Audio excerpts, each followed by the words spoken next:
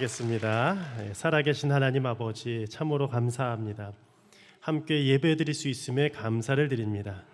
은혜 찬양대와 우리 이삭과 리브가의 찬양을 받아주시니 감사합니다. 우리 모두가 하나님을 찬양하는 도구가 되게 하여 주옵소서. 아버지 하나님, 찬양은 곡조 있는 기도뿐만 아니라 우리의 모든 기도가 찬양이 되는 줄 믿습니다. 아버지 하나님께 모든 영광 올려드리오니 이 예배 가운데에 임재하여 주시고 말씀으로 은혜 베풀어 주옵소서. 예수님의 이름으로 기도드립니다. 아멘. 네, 할렐루야. 지난 한 주에도 참 많이 분주했던 것 같습니다. 그런데 그 분주함이 저에게는 기쁨이고 행복이었습니다. 왜냐하면 성도님들을 만날 수 있는 자리였거든요. 화요일 날에는 이 갈렙 야외 예배를 다녀왔는데 어디로 갔냐면, 장소 듣고 나서 제가 깜짝 조금 긴장했어요. 실미도 갔습니다. 실미도. 아시겠지만 이 실미도 영화를 봤는데 막 훈련받았던, 북파공작원 훈련받았던 장소잖아요. 그래서 가서 훈련하나 싶었는데 가서 맛있게 회 먹고 왔습니다. 우리 어르신들이 많이 가셨는데요, 참 그 많은 연세에도 불구하고 힘차게 걸어가시는 거예요. 날씨가 좀 쌀쌀하기는 했지만 우리 함께 손을 잡고 예배하고 또 회를 먹고 뜨끈한 국물, 이 매운탕 국물 한 그릇이 우리의 몸과 마음을 녹여 주었습니다. 그리고 나서 금요일에는 권사 야유회 예배를 다녀왔어요. 강화도 쪽에 또 다녀왔는데 이 화계정원이라고 예전에 연산군의 유배지였습니다. 보니까 거기 조형물로서 이렇게 연산군이 달구지를 타고 거기 멀리 이 강화도까지 유배를 갔던 그런 역사의 기록의 한 장면이었습니다. 참 함께 사진을 막 찍는데요, 여기저기서 권사님들 하하 호호 소리가 그치질 않더라고요. 그래서 아까도 우리 몇 분이랑 인사를 나눴는데 은퇴하신 권사님들도 나도 저 때가 있었지 다 이렇게 생각하시는 것 같았어요. 그리고 어제는 좀 더 멀리 다녀왔습니다. 저기 멀리 고성 아시죠? 부부 이제 애노 야유회가 부부끼리 가게 되는데 함께 운전을 하고 다녀왔는데 참 또 행복한 시간이었어요. 근데 다녀오는 길에 보니까요, 오고 가는 길에 벌써 단풍이 들었다고요. 그곳에는요. 지금 아직 서울에는 단풍이 잘 안 들었잖아요. 일교차가 있었는지 단풍이 들고 햇볕이 쫙 비치는데 그 빛이 너무나도 아름다웠습니다. 그래서 함께 갔던 우리 전도사님 한 분이 계시는데 둘 다 감탄하면서 와 멋지다고요. 근데 이제 이 발걸음을 걷다가 나무들을 보는데 가까이 가서 보니까 나무들 사이에 아름다운 나무들도 있는데 꺾이고 상처난 나무들도 보이더라고요. 근데 그 나무들이 잘 보았는데 이 상처 가운데에 어떤 진액 같은 게 나오는 것을 봤습니다. 여러분들 그 진액 아시죠? 수지라고도 하는데 송진이었습니다. 제가 한번 인터넷 찾아봤어요. 이 송진이 왜 생기게 되느냐. 나무가 여러 가지 태풍이나 또 상처를 입게 되면 자기 자신을 보호하기 위해서 송진을 내뿜는다는 거예요. 근데 이것이 상처를 잘 감싸서 그 나무를 더 견고하게 세울 뿐만 아니라 특유의 향이 난다고 합니다. 그 향을 맡아보셨어요? 그래서 한번 우리가 관심 있게 한번 송진 냄새가 나는지 한번 맡아보십시오. 나무마다 또 향이 다릅니다. 한번 사진 한번 보여주실까요? 나무가 갈라졌는데, 원래 저 사진이 아니었어요. 갈라져 있는데 그 안에 막 송진이 뿜어져 나오는 거예요. 저렇게 되면서 이 나무가 새 나무가 되고 이 세월의 흔적을 더 견뎌낼 수 있는 건강한 나무로 세워진다라는 것입니다. 그래서 제가 그 사진을 보면서 제가 한번 이렇게 글로써 표현해 보았습니다. 나무가 받은 상처는 아픔이 아니라 오히려 향기가 되어서 세상에 흘러가는구나 라는 생각을 한번 해보게 되었어요. 오늘 함께 예배드리는 모든 분들 가운데에 삶 가운데 한두 가지의 상처가 있지는 않으세요? 남편으로 받았을 수도 있고, 아니면 아내로부터 이 상처를 받았을 수도 있고요, 아니면 부모님으로부터, 아니면 시어머님으로부터, 아니면 자녀로부터 상처를 받거나 주거나 했을지도 모르겠습니다. 겉으로는 멀쩡해 보이지만 우리 삶 가운데는 상처가 하나 둘씩 남겨져 있다는 겁니다. 그때에 무엇이 피어나야 될까요? 우리 안에 있는 예수 그리스도의 그 회복의 은혜가 이 송진처럼 우리 삶 가운데 묻어날 때에 그 상처가 회복된다라는 사실을 우리가 꼭 기억하셨으면 좋겠습니다. 그런데 오늘 이 본문 가운데에는 이 한 여인은요, 아직 이 송진을 경험하지 못했어요. 은혜의 회복을 경험하지 못했다라는 겁니다. 오늘 말씀 25절 26절 말씀인데요, 이렇게 기록되어 있습니다. 12해를 혈루증으로 알아온 한 여자가 있었다라는 거예요. 그리고 많은 의원에게 가서 이 괴로움을 아뢰었지만 더 많은 괴로움을 받았고 가진 것도 다 허비하였다라는 것입니다. 그리고 아무 효험이 없었고 도리어 더 이 질병이 중하여졌다라는 것이죠. 그런데 더 고통은 무엇이냐? 이 질병이 나타내는 현상이었어요. 레위기 15장 말씀에 보면 이 정결법에 따르면 유출병이 있는 자는 사람들과 함께 거할 수 없었습니다. 우리가 흔히들 예수님 시대의 나병 환자, 문둥병 환자만 그곳에서 격리된 것처럼 우리가 알고 있지만 유출병이 있는 사람도 그 공동체에서 격리될 수밖에 없었다라는 겁니다. 그래서 이 자리에 앉아 있을 수 없었어요. 왜냐하면 이 자리가 부정해졌기 때문이에요. 그리고 함께 누워 있을 수도 없었습니다. 왜냐하면 그 누워 있던 자리도 부정해지기 때문입니다. 그런데 바로 그때 그녀에게 예수님이란 한 사람이 다가가셨다라는 겁니다. 바로 오늘 첫 번째 제지인데요, 상처의 자리에서 믿음이 싹트기 시작했다라는 것이에요. 오늘 27절 말씀이었는데요, 이 말씀은 함께 읽어보겠습니다. 시작. 예수의 소문을 듣고 무리 가운데 끼어 뒤로 와서 그의 옷에 손을 대니. 아까 말씀에 보면 이 더 중하였던 차에, 이 질병이 더 심각해졌던 차에 예수님의 소문을 듣고 뒤로 갔어요. 그리고 예수님의 옷에 손을 대었다라는 것입니다. 몸과 마음의 상처, 이것이 회복되지 않은 상태에서 예수님께 다가갈 수 있었던 그 용기는 어디서부터 시작이 되었느냐? 바로 오늘 말씀 가운데에 예수의 소문이라고 성경에 기록이 되어 있어요. 이 여인은 오랜 세월 동안 많은 이야기들을 들었어요. 이 약 써봐. 이 약이 당신을 낫게 할 거야. 저 의사가 좋더라. 저 명의에게 가봐. 하지만 낫지를 않는 거예요. 결국에는 비극적으로 이것은 날 수 없어. 이제는 끝이야 라는 말을 수없이 들었을 겁니다. 그런 절망적인 상황 가운데서 새로운 소리가 들리게 되는 겁니다. 예수님이라는 분이 계신데 만나면 난대. 왜냐하면 예수님을 만난 모든 자가 다 낫다라는 거예요. 귀신도 쫓아냈대, 문둥병자도 치유했대, 완전히 죽었던 사람들도 다 낫대. 이것이 그 당시에 퍼졌던 예수님에 대한 이야기였습니다. 이 여인은 이 말을 듣는 순간 충격이었어요.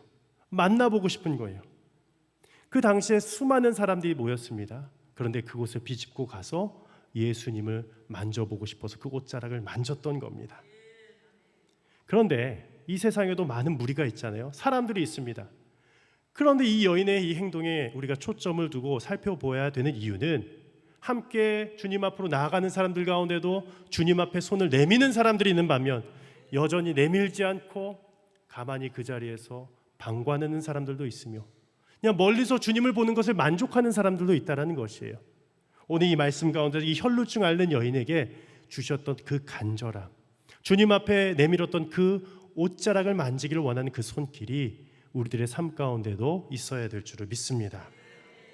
그런데 교회에 많은 분들이 찾아오시지만 평일에도 한 분, 두 분 이렇게 찾아오십니다. 우리 지역사회 가운데 우리 교회가 이미 잘하고 있는 것이 있더라고요. 앞에 상점들이요, 주차장이 없어요. 그런데 이 상점에 이 음식점들이 있는데 주차할 곳이 없으니까 저희 교회다 다 대고 가시는 거예요. 근데 저희 교회가 허락한 적 없거든요. 근데 뭐라 하지도 않습니다. 오히려 저는 제가 한번 사장님들 만나려고요. 여기 오시는데 더 광고를 한번 띄워주세요. 여러분들 이 음식 장사할 때 주차 장소 없잖아요. 꿈의 숲교회 대고 식사하고 오시도록 하세요. 우리가 특별히 행사가 없는 한 그렇게 안내할 수 있을 것 같아요. 근데 한 분, 두 분이 오셨는데 한 번은요, 주차가 아니라 주차하시고 본당 안으로 들어오시면서 본당이 어디예요? 물어보시는 거예요, 저한테. 네, 2층에 있다고요. 왜 오셨어요? 우리 교회 다니세요? 하니까 아니래요. 그런데 주중에 직장 왔다가 점심시간 돼서 기도하고 싶어서 오셨다는 거예요. 우리 교인분은 아닌데 참 신앙이 좋으시더라고요. 직장이 요 근처인데 기도하고 싶으셔서 오셨다라는 거예요.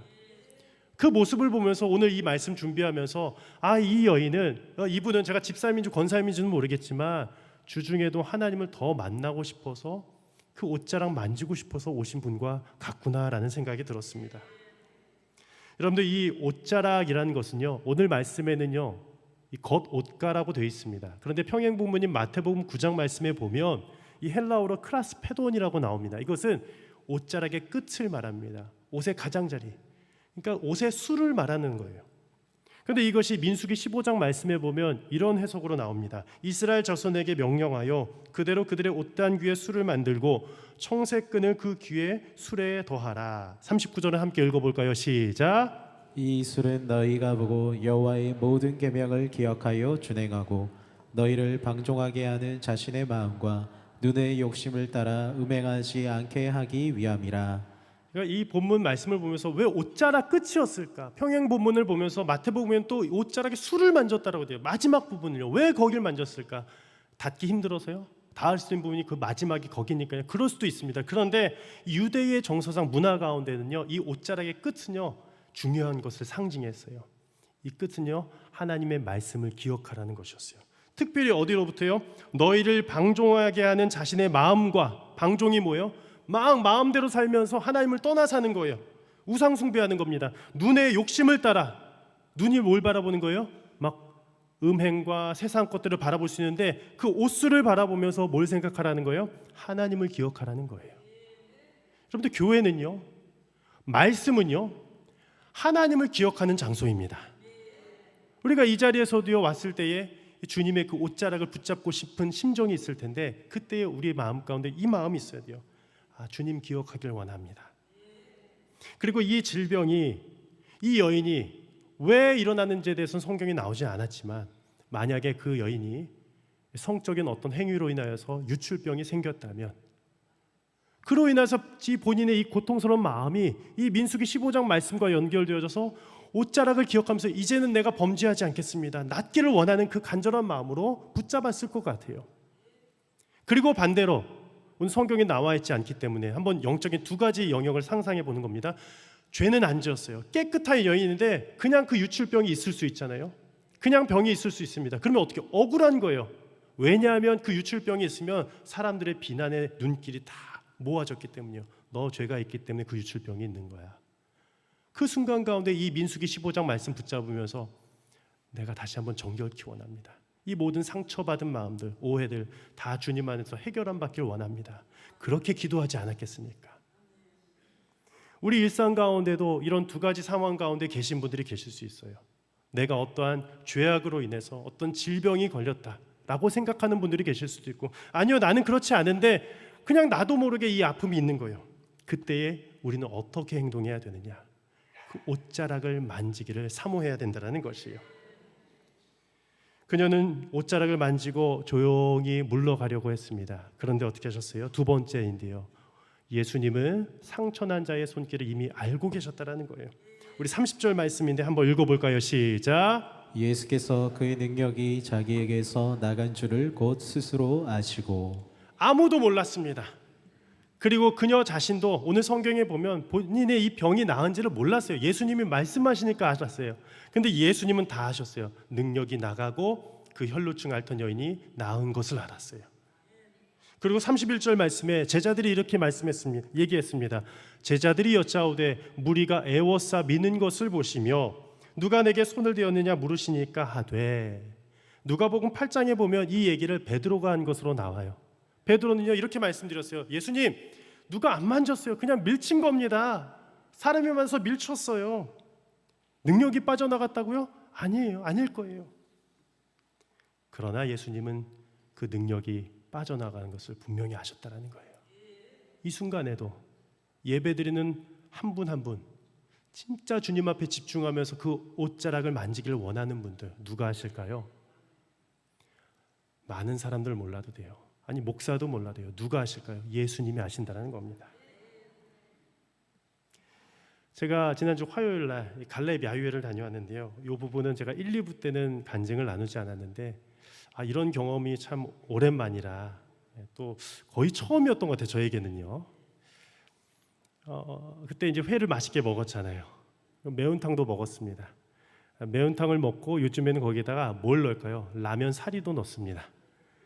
라면 사리 먹으니까 꼭 라면 먹는 것처럼 더 맛있더라고요. 그런데 그때 서빙하던 한 청년인지 한 나이가 그래도 한 40대 초중반 되어 보였어요.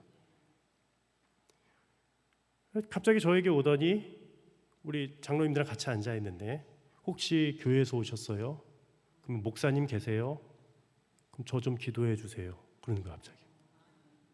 식당에서 서빙을 하시던 사장님 아드님이셨어요. 알고 보니까요. 근데 간절한 거예요. 목사님이세요? 제가 담임 목사입니다. 이거 식사하고 제가 기도해 드릴게요. 근데 이야기를 하는 거 이유를요. 제가 술을 취해서 사건을 저질렀습니다. 제가 정확한 어떤 사건인지는 제가 못 물어봤어요.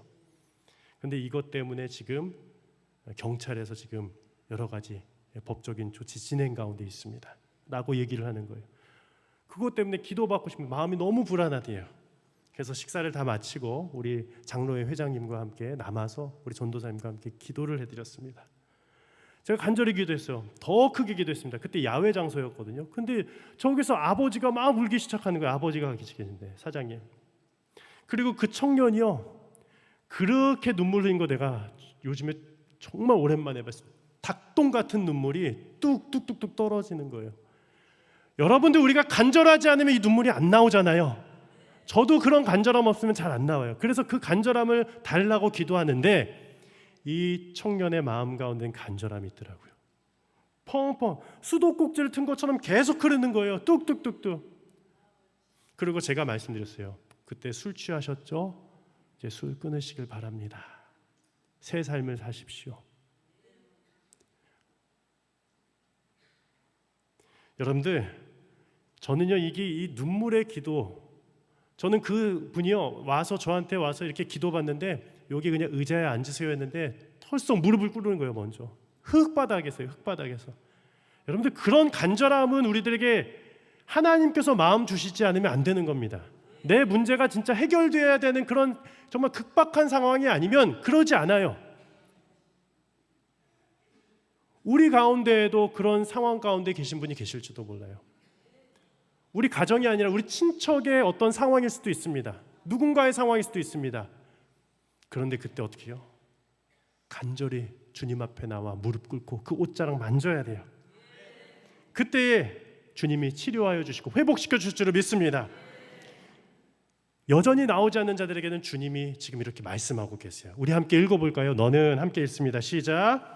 너는 나를 향해 손을 내밀고 있느냐? 너는 나를 향해 손을 내밀고 있느냐? 손을 내미시기를 바랍니다.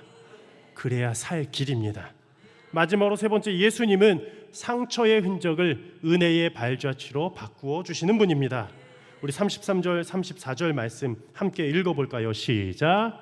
여자가 자기에게 이루어진 일을 알고 두려워하여 떨며 와서 그 앞에 엎드려 모든 사실을 여쭈니 예수께서 이르시되 딸아 내 믿음이 너를 구원하였으니 평안히 가라 내 병에서 놓여 건강할지어다. 그냥 조용히 가고 싶었지만 주님이 붙잡아 세우셨어요. 왜 그렇겠습니까? 그녀의 영혼 마음을 치료하기 위해서였습니다. 그녀는 그 주님 앞에 섰을 때에 두려워 떨기 시작했습니다. 오늘 이 말씀에 나와 있지는 않지만 누가복음 8장 말씀에는 손을 대자마자 즉시로 이 혈루가 피가 흐르는 것이 그쳤다라는 걸 알았어요. 그녀가 알았어요. 피가 흐르는 것이 멈추는 걸 누가 합니까? 본인 자신이 아는 거예요. 그뿐 아니었습니다. 하나님의 그 역사는 그녀의 인생 전체를 송두리째 바꾸어 놓았다라는 겁니다. 그런데 그때에 주님은 그녀를 책망하지 않으시고 이렇게 말씀하여 주셨어요. 딸아, 내 믿음이 너를 구원하였다. 평안히 가라. 여인아, 그렇게 말씀하지도 않고 어떤 여자야, 그렇게 말씀하지 않으셨어요? 딸아, 내 딸이라는 거예요. 하나님 아버지의 딸이라는 거예요. 아마 남성이었으면 내 아들아 말씀하셨을 거예요. 왜냐하면 하나님의 자녀였기 때문입니다. 예수님께서는 그를 딸로 삼아 주셨습니다. 그 예수님의 한마디가 그녀의 지난 세월을 다 치료했습니다. 그 한마디가 그녀의 지난 12회의 외로움과 수치를 다 녹여주셨다라는 것이에요. 이것은 성경에 나온 건 아니라 초대교회 전승입니다. 후대 초대교회 전승에 따르면 예수님의 그 십자가 골고다 길에 여러 처소가 있는데 6번째 처소에 베로니카라는 인물이 나와요. 근데 그 베로니카가 유명한 것이 예수님이 그 피를 흘리시면서 쓰러졌을 때에 그녀가 손수건을 가져다가 닦아주신 장면으로 유명한 처소가 바로 베로니카의 처소입니다. 근데 이 초대교회 전승에 따르면 이 여인이 누구로 설명이 되느냐? 오늘 말씀에 나온 혈루증 앓던 여인으로 표현이 되고 있어요. 참으로 신기하지 않아요? 그녀가 회복받아서 어떻게 됐어요? 상처의 흔적이 은혜의 발걸음으로 나아가게 된 것이었어요. 자신의 손수건으로 예수님의 흐르는 그 피를 닦을 때에 그녀는 생각했을 겁니다. 예수님의 나의 이 흐르던 혈류를 마르게 하셨지.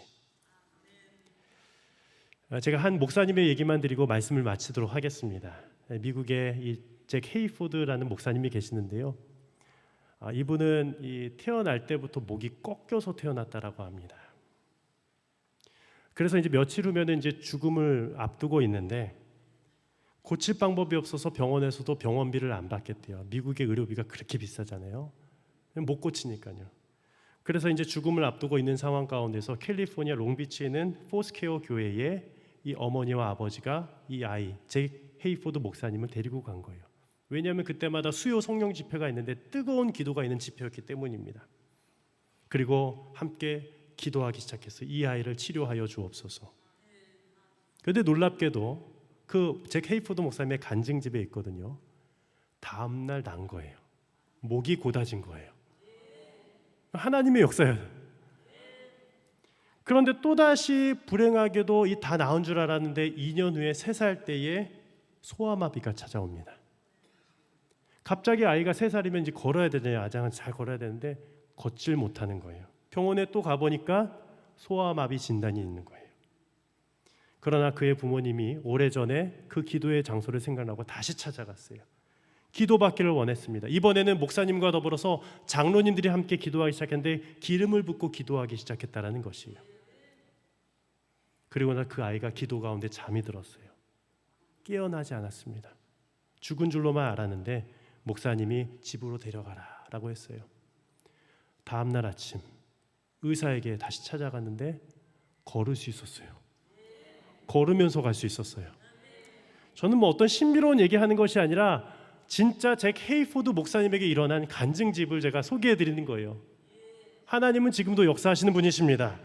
그래서 이 목사님이 여러 찬양들 메이저스티라는 이 찬양도 지으셨는데 그가 이렇게 고백합니다. 저는 예수님께서 성경 속에서만이 아니라 지금도 치유하신다는 사실을 제 몸으로 경험했습니다. 그 일이 없었다면 저는 지금 살아있지도 복음을 전하지도 못했을 것입니다 라고 그렇게 늘 선포하면서 찬양하면서 말씀 전하면서 예배 드리시는 거예요. 그리고 나서 이런 신비적인 치료만이 아니라 그분의 고백 가운데는 이런 고백도 담겨져 있었어요. 치유는 3가지 방식으로 일어납니다. 자연의 회복, 하나님이 그냥 낫게 해주는 거예요. 알게 모르게요. 우리가 지금 막 아프기도 하잖아요. 근데 감기 걸렸는데 그냥 낫기도 하잖아요. 이 자연적인 치유 회복도 하나님의 은혜인 줄을 믿으시길 바라요. 두 번째는 의학의 손길입니다. 여러분들 병원 많이 가시죠? 일주일에 5일 있으면 병원을 10번 가시는 분들도 계시다고 들었습니다. 모든 진료과를 다 가시는 거예요. 얼마나 아픈지 몰라요. 그런데 그러한 손길도 하나님의 은혜인 줄을 기억하시길 바랍니다. 마지막으로 기도의 능력으로 치유함 받는 거예요. 그런데 이 모든 것들이 이런 방식들이 그 근원이 어디에 있느냐? 하나님께 뿌리 내려 있는 줄을 꼭 기억하시기를 바랍니다. 우리가 꿈의 숲교회에 와서 치유함 받기를 기도하는 것도요. 아까도 한 분 성도님이 오셨어요. 치료와 받기 위해서 기도하러 오셨어요. 얼마나 고통이 심한지 기도받기를 원하시는 거예요. 인간은 할 수 없어요. 오직 하나님만 하시는 거예요. 그러면서 제가 의사 선생님 진료도 잘 받으시라고 했습니다. 이 모든 손길이 하나님의 손길이기 때문이에요. 그런데 중요한 것은 모든 손길이 하나님으로부터 왔다는 것을 잊지 마시고 그 믿음을 든든히 더 세워가시는 우리 사랑하는 우리 꿈의 숲교회 온 성도님들이 되시기를 진심으로 축복하며 기도합니다. 주님은 오늘도 이렇게 말씀하십니다. 누구누구야 너의 믿음이 너를 구원하였다. 이제 평안히 가거라. 아멘. 우리 함께 이 믿음으로 살아가시기를 진심으로 축복하며 기도합니다. 우리 시간